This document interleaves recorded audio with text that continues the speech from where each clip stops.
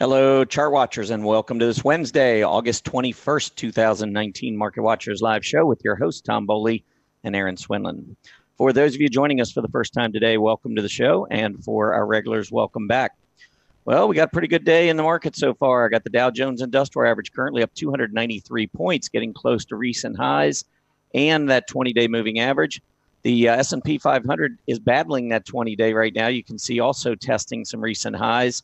The S&P is up 27 points. The NASDAQ getting above its 20-day moving average, up 82 points, and the Russell 2000 up 12. So we are seeing strength across the board. The 10-year Treasury yield, you can see right now, is up about 1.5 or 1 basis point and a half to 1.58%. Volatility, big move down now, moving to the lowest level we've seen during August. This would represent the lowest close today.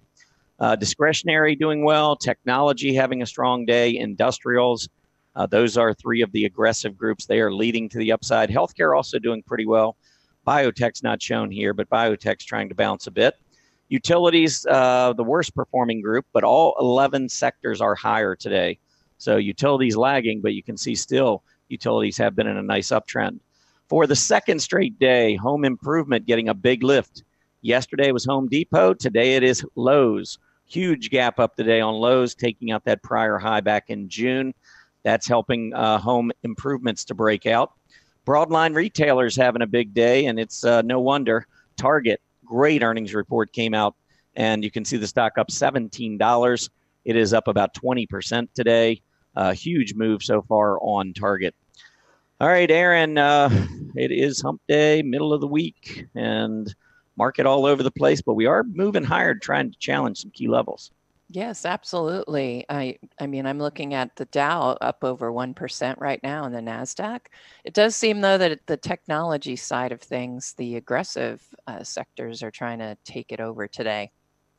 Yeah, and that's always a good thing. I mean, I look at the relative strength, and as I mentioned yesterday on the show, the only two areas that have posted new relative highs, the only two sectors that have posted new relative highs versus the S&P 500 are technology and consumer discretionary. So recently we've seen some leadership from some of those defensive groups, but it's coming during a period of consolidation, not at the highs. So I don't know. I'm still pretty bullish about things. I think we're going to break out here.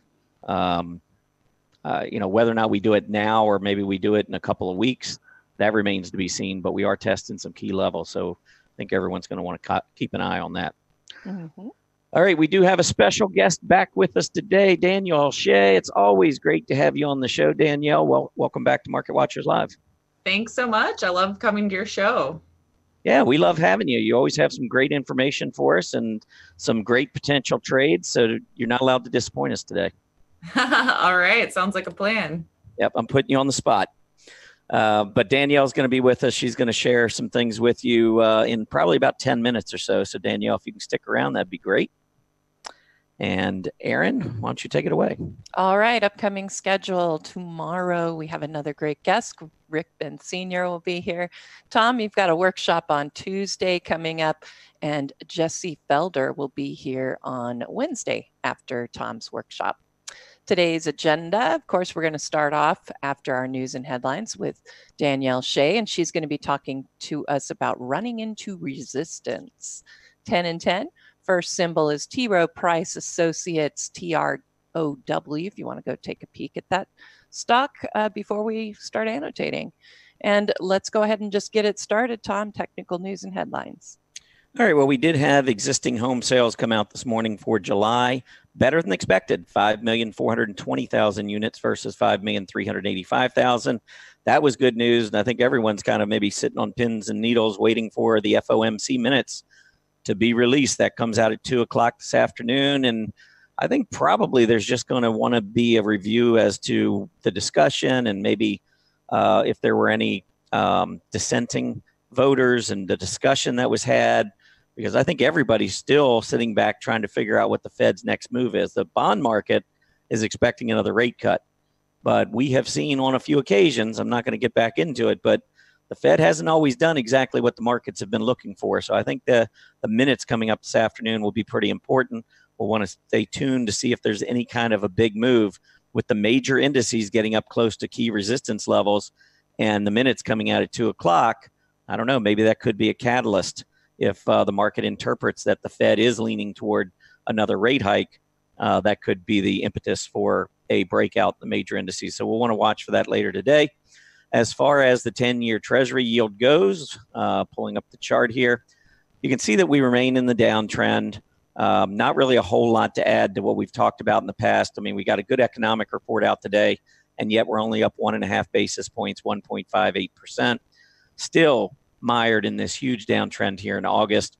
And of course, all this money pouring into treasuries at some point, you would think will move back over into equities, and that could fuel a huge rise in equities. But for now, the equity market is kind of sharing with the bond market. We got money going in, trying to go into both areas. But that does tend to lead to more consolidation and just more sideways action in equities. When we really see those pops to the upside in equities, it almost always coincides with a pop higher in the 10-year Treasury yield as that money rotates from the bond market into the stock market. So that's something to keep an eye on. Earnings reports, still a number of earnings reports coming out last night, this morning. One that I was paying particular attention to was Toll Brothers, simply because we've seen the home building group doing much better. This one had the potential to be a catalyst. Really nice earnings report. As you can see on your screen, they beat on the top and bottom line, and they guided their low end of their fiscal year 19 deliveries higher.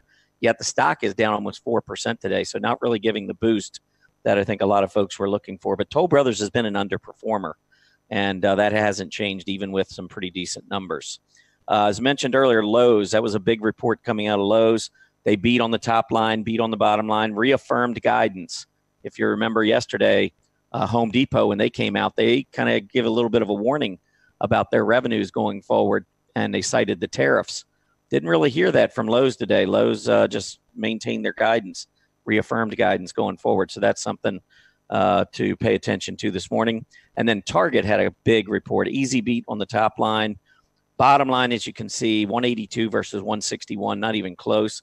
And they guided their fiscal year 20 earnings per share higher. So Target is one I really want to take a look at here.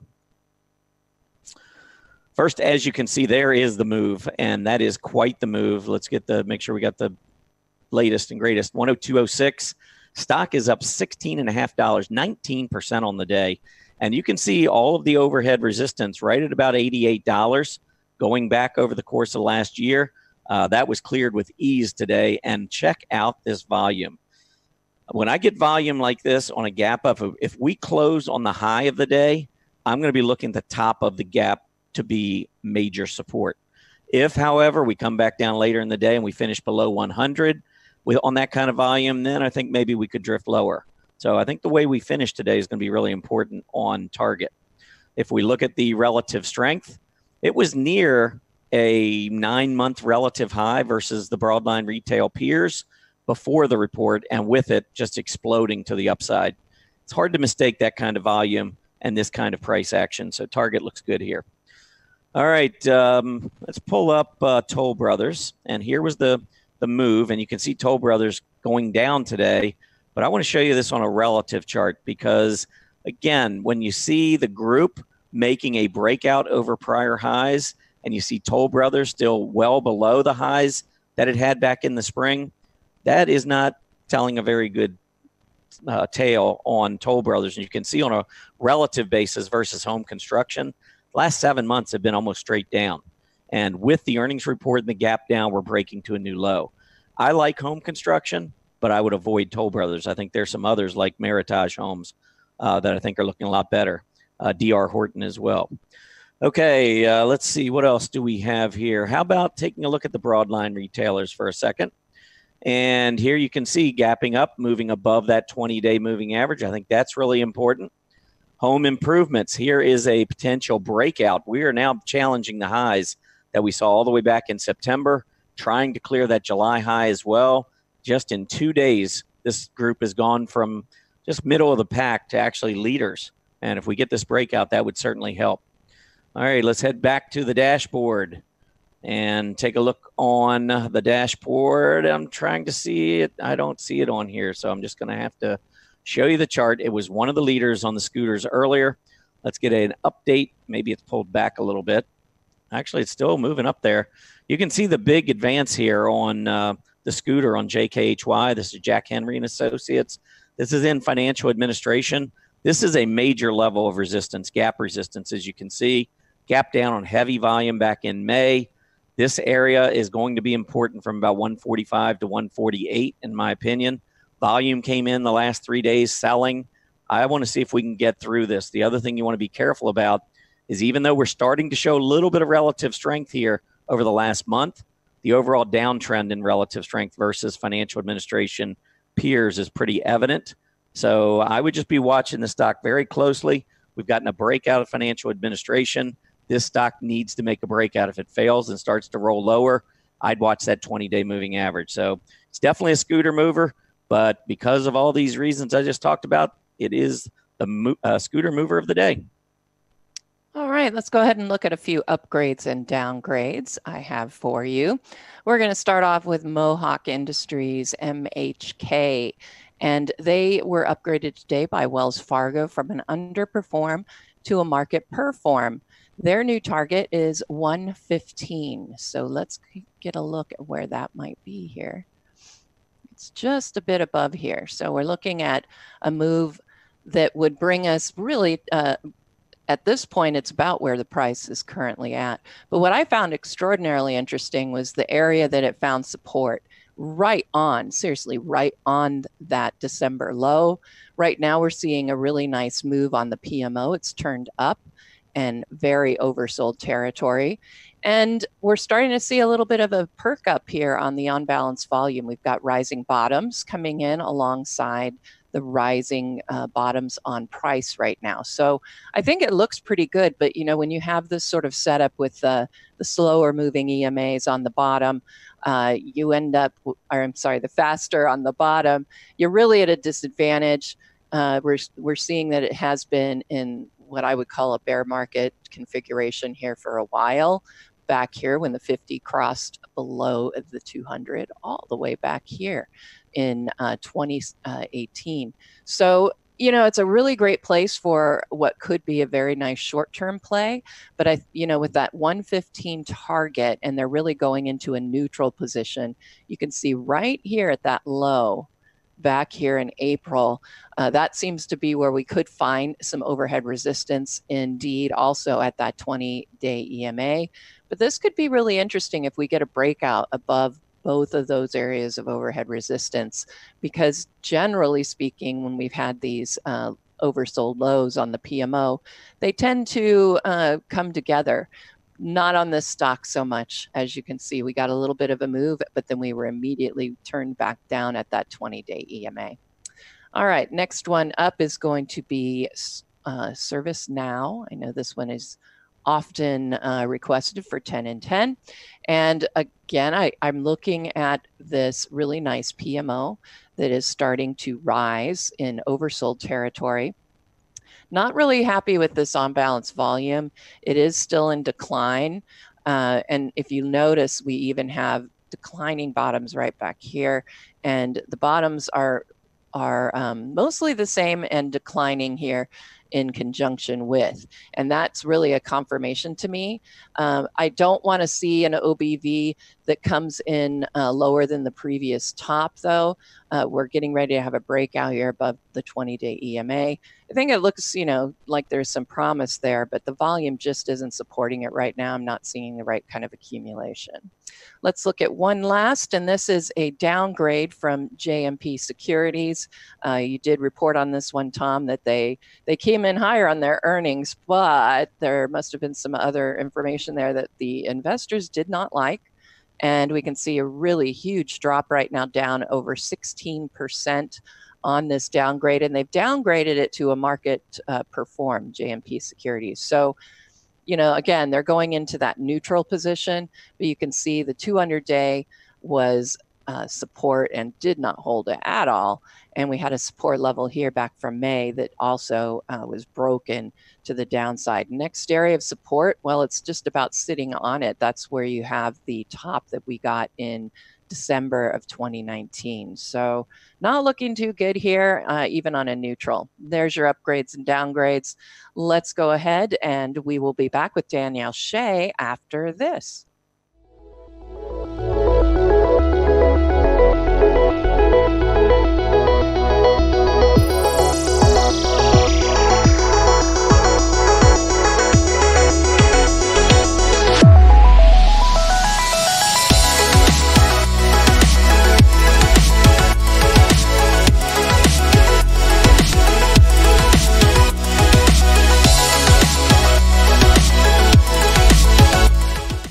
All right, we are back, and I am so happy to introduce Danielle Shay from Simpler Trading. She has joined us today to talk options, I'm guessing. That does seem to be your specialty, Danielle. What do you got for us?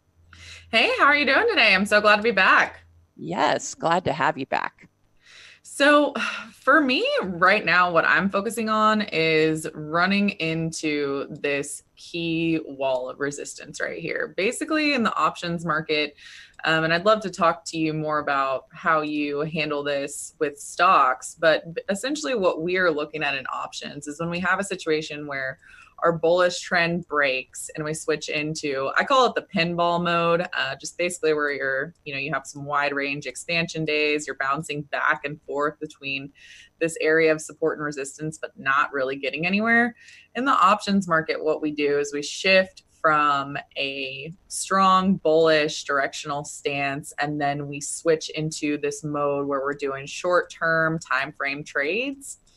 And then also we adjust the option strategies that we're doing. We switch from doing more aggressive strategies like buying long calls, which is something that we do all the time in these areas.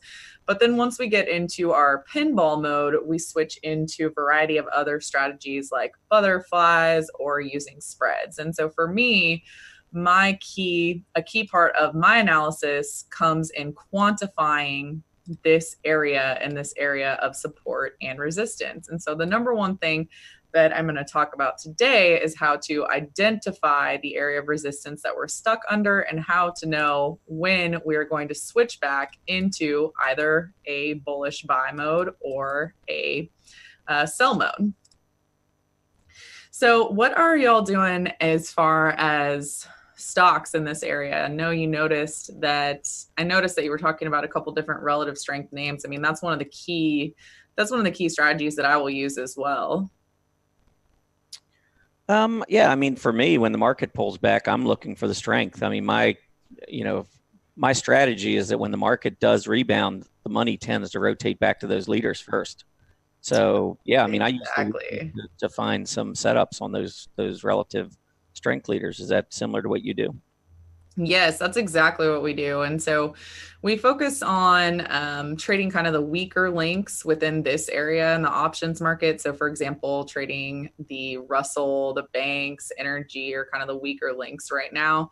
And then as we start getting the breakout, then we start adding into the relative strength names. But first, I always like to quantify, okay, so at what point am I going to start buying, right? And so as we're sitting right in this area of resistance, there's a couple different factors that I look at. Number one, to quantify the resistance, I always start with the moving averages. So this is going to be a combination of moving averages, Fibonacci, and then number three is going to be key psychological values. So the first thing that I always start out with is just the basic daily chart. I always use the NASDAQ because the NASDAQ has been the leading index the majority of the year. And so whether it's leading lower or higher, it's typically what you want to follow. So I start off on a daily chart, and the moving averages that I use are going to be the 8, the 21, and the 34 EMAs. It's going to be your fast moving averages. And then I use the 50, 100, and 200 SMAs. And so as of right now, trying to quantify resistance, I mean, can you see this major area of resistance right here?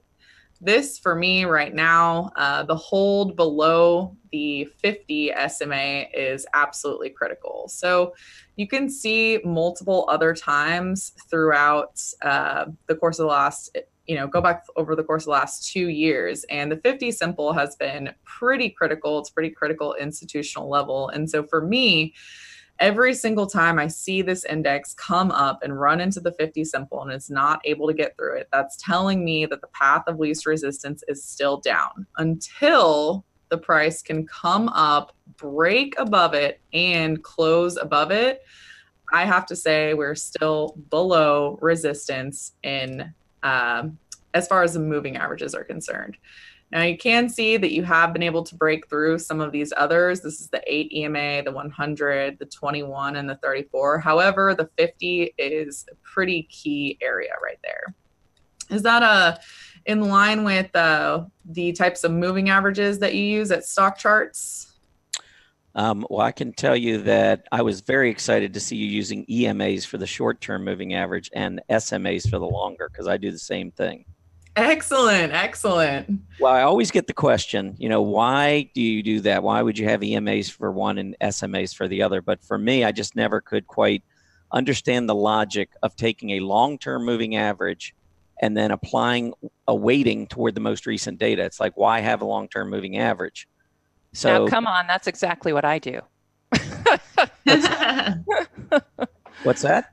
That's exactly what I do. I have EMAs all the way across, but that's our decision point analysis processes. All of our signals are developed by those moving average crossovers. And for us, we do want to wait on the most recent data just because we're getting our signals off of the crossovers. Yes. And, I think both methods make complete sense. For me, I have adjusted the moving averages that I've used over the past couple of years. And I just found that I really liked this one just because I feel like it's such while I agree with you, Aaron, that the faster data is a little bit more critical, which is why I use them on the 8, 21, and 34. The main reason why I started using this one is because it's so widely used. It almost becomes like a self-fulfilling prophecy, I feel like. So that was just the main reason why I started using this one. Yep, that's what Mary Ellen tells me. I've got a question for you, Danielle. Because I agree with you. This consolidation, you want to make sure we get this price break, and I was talking about that at the open, and how maybe the FOMC minutes when they released at 2:00, maybe that's a catalyst. But one thing I'm seeing is software stocks, which have been one of the strongest areas of the market, are breaking out to about a 3-week relative high to the S&P 500 today. And so that has been a pretty good signal in the past when software begins to resume its leadership, that a lot of times will spark a breakout in the major indices. And just wanted to point out, I'm seeing it today. And Aaron and I were talking about a stock we both own, AYX, which has been one of the best relative performers in the software space. And that stock's on fire today. Shopify, another one, breaking out to new highs.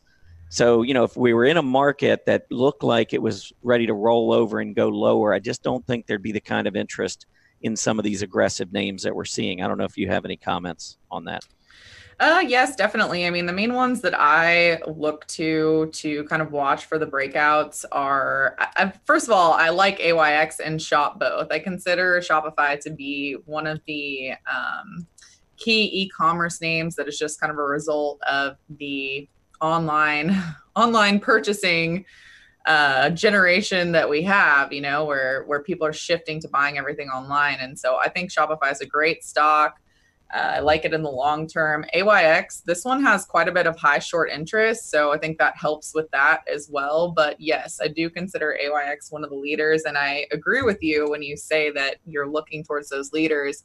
Typically, the ones that I will look at as far as leaders are concerned is I pretty much always start off with Microsoft. And so I want to see that Microsoft is breaking above the 50, which it is, but the next piece of the analysis is focusing on Fib as well. And so that was the next part that I was going to get into is, yes, we have these relative strength leaders. Amazon hasn't been as great here. Adobe's another one that I like to look at. And then I also like to look towards McDonald's. So what I do is I basically look at the top weighted stocks, the strongest top weighted stocks in the top sectors. So if you have within that, okay, discretionary, you have McDonald's, which is very strong. You have Starbucks, which is very strong. You were talking about Home Depot earlier as well. I mean, all of these leaders are doing really well. So to answer your question in a long-term way, yes, I agree with you.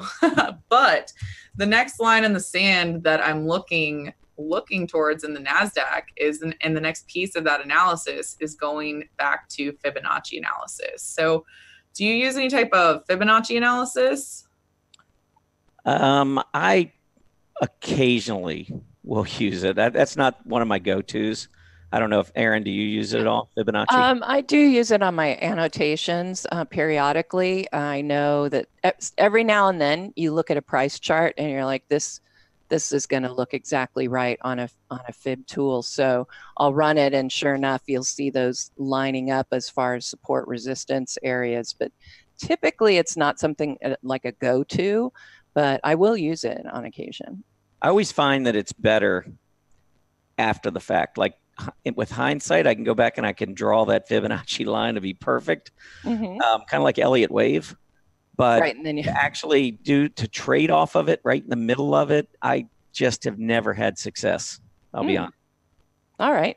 I know I've hit some points before, but yeah, I certainly agree with you with Elliott wave, and not to disparage any of our users who do like it, but I don't. I would just add one more thing, and I'm very interested in hearing what you have to say about this too, Danielle. Sure. But you know, a lot of these confirming or corroborating indicators I use in addition to price. So for me, at price support, price and volume to me are the two most critical elements of technical analysis, along with relative strength.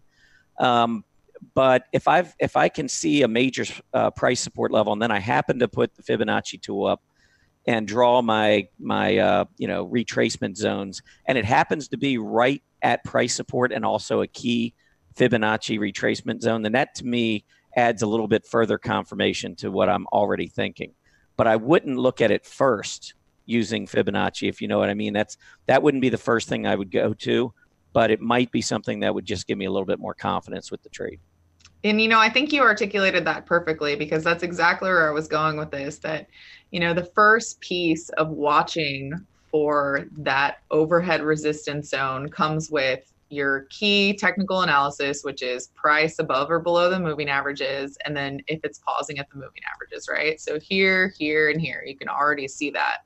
But then when you overlap, when you take a Fibonacci retracement, which the retracement zones are, you can come up with those by using the previous high and the previous low to measure your resistance on the way up for each swing. And when you start to overlap those with the moving averages, so for example, in this last swing that we experienced in the beginning of May, you can see that the market paused directly at the major 618 retracement zone, and then boom, down it went. So that's kind of the second piece for me, is overlapping the area with the moving averages, and then adding that on to the 618 retracement zone, because you can see it again here on this larger swing. You have this, everybody remembers this in May, right? Well, when it starts rallying, it looks good. What should you do? But it usually will pause right around that 618 retracement zone for several days. And in some cases, like right here, it couldn't make it through and it rolled over. But when it starts to break and close above that area, that's when I start getting even more bullish.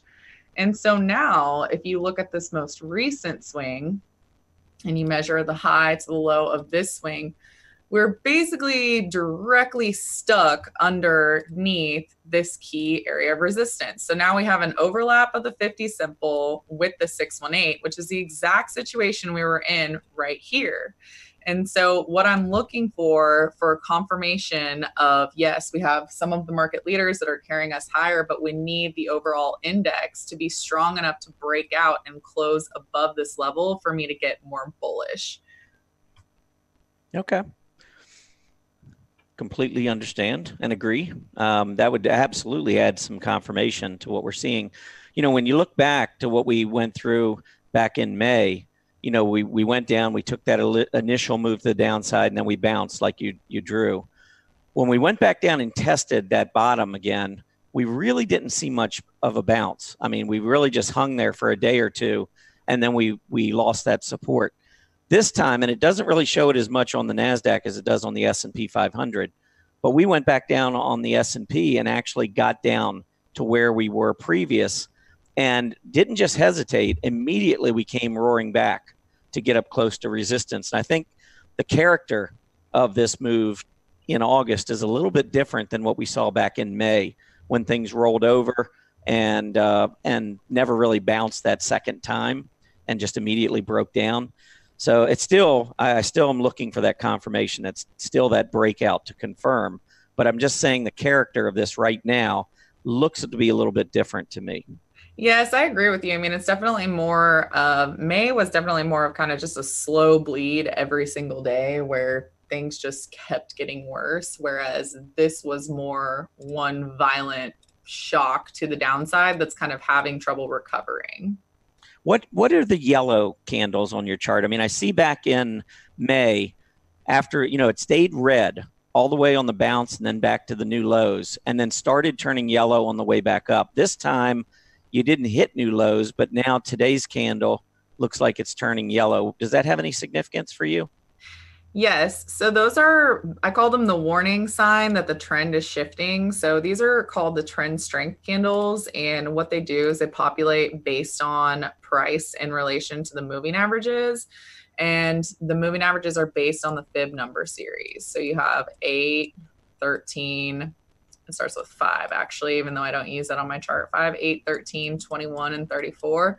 And so basically a strong trend indicates that price is above the 5 and the 8 EMAs, and the EMAs are stacked. And so that's when you get those green candles. Yep. And when you're in the yellow zone, that's when you're shifting down into this area where you have price breaking above or below the 21 and the 34 EMAs. And you're in kind of this, it's just, I call it the warning zone because you're not in a bullish trend and you're not in a bearish trend, and you're just kind of breaking through both of those areas. And so it gives you a heads up that things may be changing.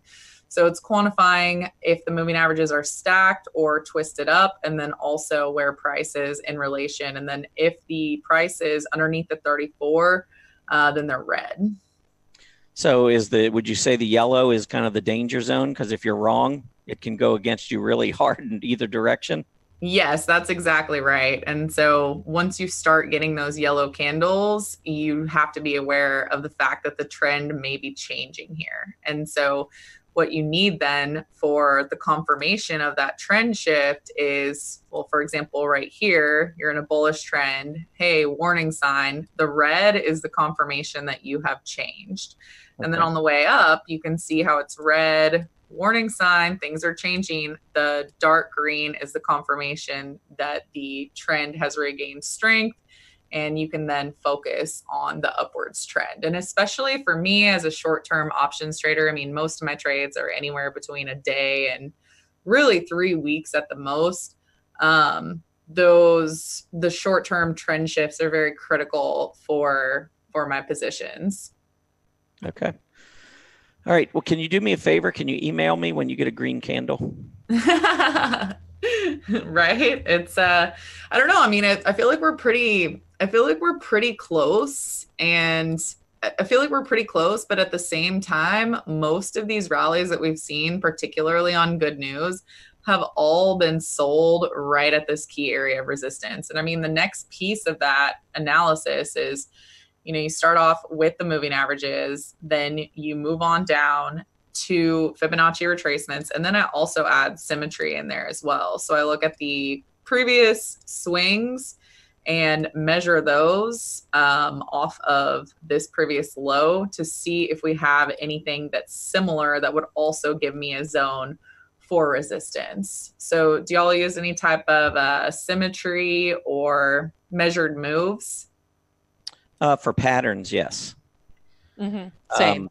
Yeah, I mean, if I see a triangle or something like that and we get the breakout, then yes, I'll use measurement, cup and handle, head and shoulder, reverse head and shoulder, those types of things, yes. Excellent. So, I mean, basically what I do is I just come in here and I measure these previous corrective swings, and then I look and see if we have anything that is similar. And then that gives me just kind of another area to work off of. Is that how you do it, Erin? Honestly, like he was saying, I generally am looking at the chart patterns themselves. And once I can see a pattern, then I calculate your minimum upside or downside target based on the pattern. And then I go and look at historically and see where where all the support and resistance are as far as price, not just what's going on as far as that measured move. Excellent. Excellent. So, after I go back and I measure those previous rallies within because you want to measure the ones that are within a similar kind of personality, because the rips that you have higher aren't the same as the normal trend following environment. So I go and I measure these moves, project it from this low right here. And then the final piece of that is taking that information and just looking for the overlap. So really what I do is I just look for key points of overlap. And then I also like to overlap that with key psychological values. So you can see right here, for example, you have quite a bit of overlap right at 7,900. And right here, you have a bit of overlap right at 77.44. I would call it 77.50 more like, but I mean, 5 points in the NASDAQ is not really that significant. So the two main areas of resistance that are standing out for me are going to be 77.50 and then 7,900. So for me, when I would really start wanting to get more aggressive on the buy side would be a break and a close above 77.50 and, absolutely by this time up here. But this is the main area that I'm looking for right now. All right. Now I want to make sure everybody understands too, this is the NASDAQ 100, not the composite. Correct? Yeah, that's correct. It's I use the NASDAQ futures just because I like the overnight data, especially in the news-driven environment. It just makes it a little bit easier for me. But I mean, I can do the same on this chart as well. And I mean, if you wanted to use NDX instead, that's just going to translate roughly to 7,800, really. 7770 you could call it, but I like the round number of 7,800. And then the next level would be 7,900, right about there. So I just prefer, we typically use S&P futures, Dow futures, Russell futures, just because of the overnight action. And when you're doing short-term options trade, it just tends to help a little bit. So is it safe to say while you're in this red zone and you're kind of looking for direction that you don't do a whole lot of trading? Yes, that is correct. And it will drive our members crazy sometimes because they're wanting trades. And I mean, we have a pretty active trading room where we post quite a bit of trades. And so it will drive them a bit crazy, but it honestly drives you more crazy if you have a fully loaded portfolio and every single tweet is just completely driving the market. And so, today was a good example because it was actual data, I felt like, that was driving the market. With the retail earnings, it was very strong consumer spending evidence right there. And so I feel like the reports this morning were particularly positive. But at the same time, I mean, when we're right on this area where we're straddling a breakout higher or potential next down move, generally I have far less positions on. Each position carries less risk, and they're more kind of neutral options trades against support or resistance. And as the volatility index drops, and I know it was dropping again today, a lot of those options that you're talking about, when you're trading options, those are starting to get a little cheaper, so a little bit more cost effective. Yes, that's correct. When the volatility is high, especially when you get these large moves like this, and we have a high volatility environment, it makes it really difficult to come in and do things like just buying puts, because when the VIX is up at these levels above 17, we usually say that's when the options are getting really expensive. So we will shift to additional strategies like selling credit spreads. And so in that method, you're taking advantage of the high vol because you want the credit that you sold to decay as the volatility goes lower. So it's definitely requires a lot more finesse within this area, but there's nothing more that I love than starting to buy the breakout. So, I mean, Costco for me, I don't know if you have been trading Costco, but I view this as definitely one of the strongest relative strength names. As you can see on this chart, it's held up above the 50 despite all of the rhetoric over the course of the last 21 days, really. And it's a very, very strong chart pattern. It's also really strong within the staples sector, which is one of the strongest sectors right now. So for me, I'm eyeing a buy right here in particular. Mm-hmm. Yeah, that one looks, that chart looks pretty good. Of course, I love Costco. I'm actually going there this afternoon, so that could be the cause of a breakout. Excellent. I'll see what I can do to help you out. Couple questions. We've got about 3 more minutes here, and I know someone's asking for your website and levels of service. But before you get to that, I want you to take a look at Apple, because Apple is threatening to make its highest close of 2019 today. And of course, that obviously is one of the leaders. What do you think of Apple? So Apple and Apple's behavior is absolutely critical to the overall health of the market. I use Microsoft a little bit more as a leader just because Apple has the additional issue that it's impacted a little bit more by China and by tariff news. But I would say that number one, the positive movement on Apple today is a good sign for the bulls. It's a vote for the NASDAQ. It's a vote for the bulls. But at the same time, as it's getting extended off of the 8 EMA, you're probably looking at the potential of a pullback if you look at least on the very short term. But I mean, if you look over at Microsoft and you say, okay, well, what about Microsoft's price action today? Well, Microsoft is running right into resistance as well at the 786, but the fact that it's strong today is another vote for the bulls. So essentially, I mean, it's honestly my least favorite spot in the market when you're running directly into these resistance zones. And so more often than not, what I do is I wait for a trigger like Aaron was talking about with the moving average cross, and I want to see a breakout before I really do too much on an aggressive options basis. Where would you, all right, let's say you get that breakout. We only have about a minute here, but let's say you get that breakout, and then all of a sudden it falls back down below. Is there a place where you can keep a really tight stop in case you get that false move? So it kind of just depends what you're doing. If you're doing a short-term options trade, for example, a day trade, like for example, if the Fed announcement is amazing and Microsoft just takes off and breaks out above 140 and you day trade it for a break to a brand new high, I can see doing that. But for a swing trade, it's really difficult to buy it up at these levels because your least risky spot to buy it is going to be around this area, because I'd want to have my stop down here for a swing trade. If I was going to buy it for a breakout for a day trade, I'd buy it on the breakout of 140, and then I would target the new high. Okay. All right. Can you share with everybody your website and give them a chance to go in and check out what you do? Oh, definitely. So I have a newsletter at 5startrader.com. So it's FIVE, 5-star. Sorry, my handwriting is a little silly with the mouse. 5startrader.com. So this is a free newsletter.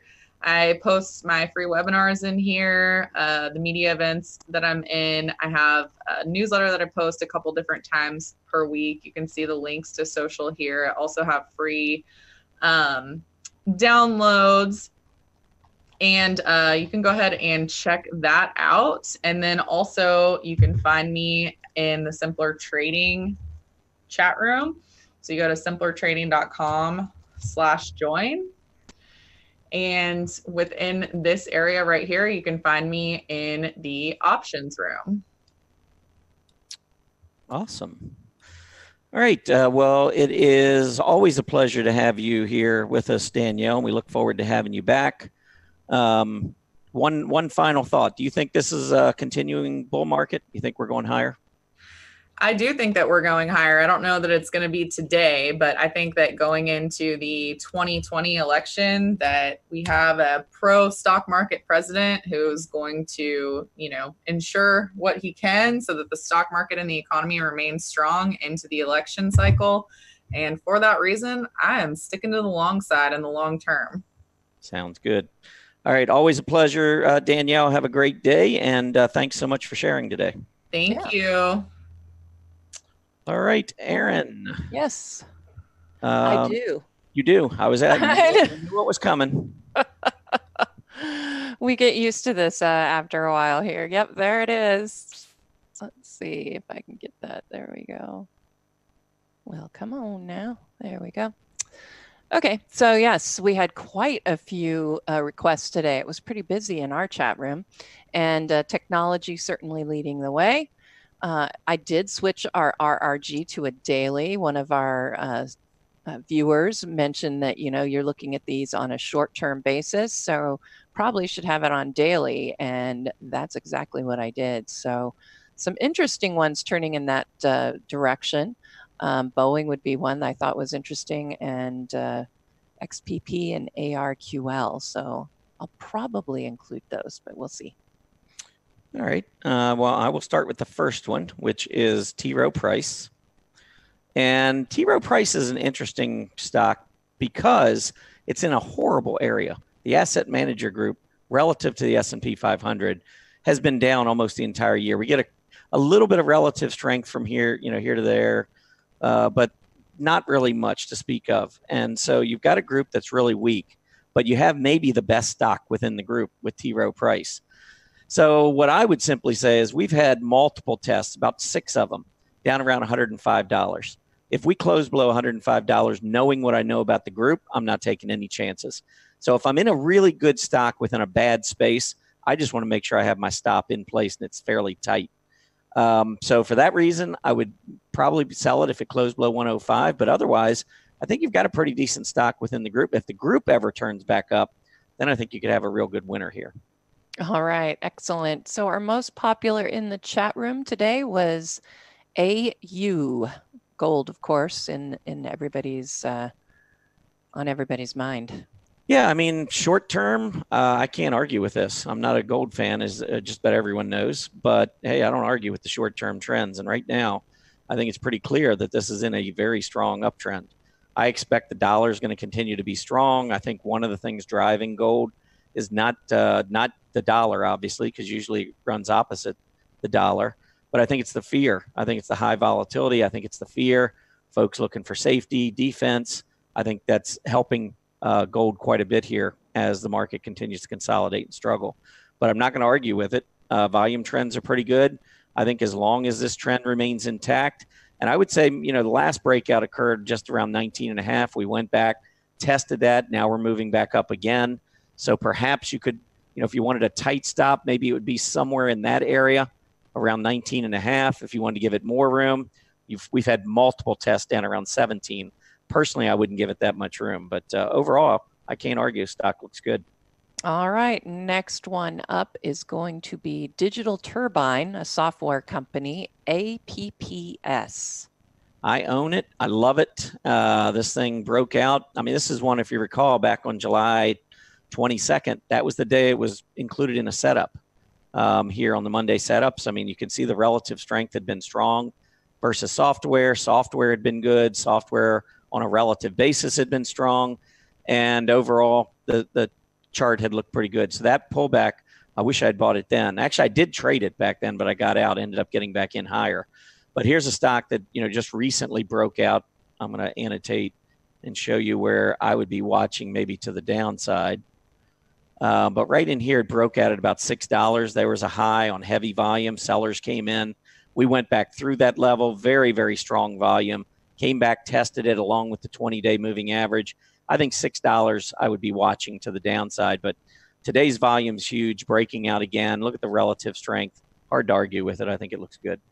All righty, let's look at Sharp Spring. It's an internet company, SHSP.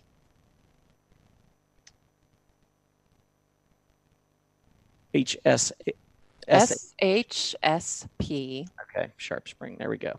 Mm-hmm. Yeah, it's starting to make a little bit of a break. I'd like to see more volume. I'm not sure that that's convincing me of too much. Today's volume's picking up, but already we're about 50 cents off the earlier high.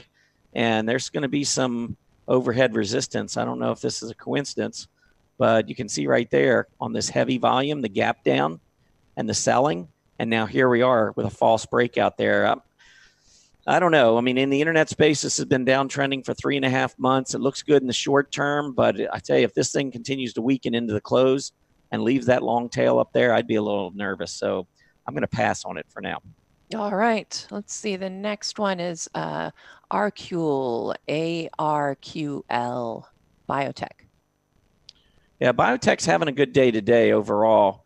Arcul, I think this one I talked about, maybe as it got down close to $8, I liked it better. And the reason for that was after we saw that huge gap up on massive volume, you can see $8 held. So we gapped up to 9, came down to 8, held. Look at the volume the next day as it took back off again. Now, the volume is much less. A couple of weeks ago, we got down to about 8.25, it looks like. We need to get back above the 20-day moving average. So I think in the short term, you've got pretty good support coming in near that $8 level. So I would be watching here. And then on the flip side is the resistance at that 20-day moving average. So right there.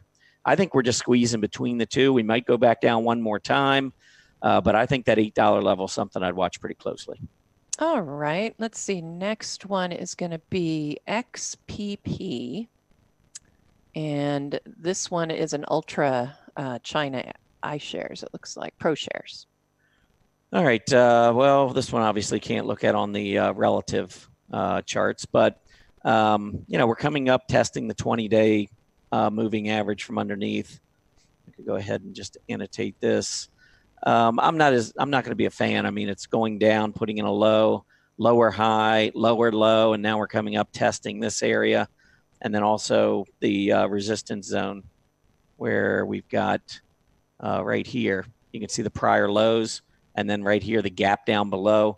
I just think that 57.5 area is going to be really difficult resistance, at least on a first try. I'm not a fan. I think that we're still in a downtrend here. I'd look elsewhere.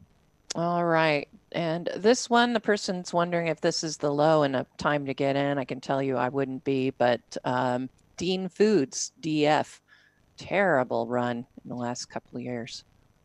Yeah, I would agree. I'm not a fan here at all. I mean, the volume on the way down was very heavy. It's coming back up on lighter volume. Look at the relative strength. I mean, this is not going to be a stock I have any interest in whatsoever.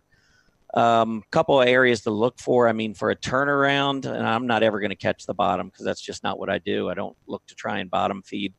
But I think the turnaround, this thing's got to probably get back up through this gap resistance around 170. We've got to see the relative strength start to build, and I want to see volume coming in. This has been under a lot of distribution for many, many months. And just recently, 4 or 5 days ago, puts in a new low in a market that's nowhere near its lows for the last 52 weeks. So I'm not interested. There's so many good stocks in this space. Even though, food products, you can see hasn't broken out. We have been in an uptrend. And on a relative basis, the group just broke out to about a 7-month relative high to the S&P. So the group hasn't been horrible, and yet the stock can't find its footing.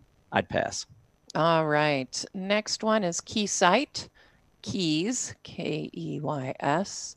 I mean, the daily chart looks good. The weekly, that's the one I don't like. Yeah, I'm a pretty good fan. I'm a pretty big fan of keys. I think off this uptrend, we could have a little bit of a handle. The handle's been going on a little too long for my taste. But what I do like is it's one of the strongest stocks in it amongst its peers. It's been a pretty good performer relative to the S&P 500, although its high was set 4 or 5 months ago. But the most important thing is not even on this chart, and that is that they report earnings after the bell today. So you want to keep that in mind. I mean, this thing could go any way, but I would be watching those two levels. We're at about $89 right now. If we could close or open tomorrow above, say, 94 and clear, open to at a new high, I think that would be very bullish, especially if you got a beat on the top and bottom line. To the downside, I think we got to watch around $82. All right. This one is an aerospace company. I certainly like its chart way better than Boeing. HEICO, HEI. Completely agree with you. Yeah, the relative strength says it all here. I don't really need to do a whole lot of annotating. I can just show you this right here. This tells me everything I need to know. It is one of the best aerospace stocks out there. Volume trends are awesome. And those who thought maybe went up too much, you can see really hasn't pulled back, continuing to break the new highs. I like it. All right. And the last one is going to be ADI. Yeah, Analog Devices reported this morning. They did, let me see, I got their numbers here. They beat on the top line, beat on the bottom line, but they guided Q4 revenues and earnings per share lower. This is one that is breaking to about a 3-month relative low to the semis. So because it's not one of the best relative performers, I'm watching that recent low. Close below 107.50, and I'd be out. All righty, and there you go. That is 10 in 10 minutes.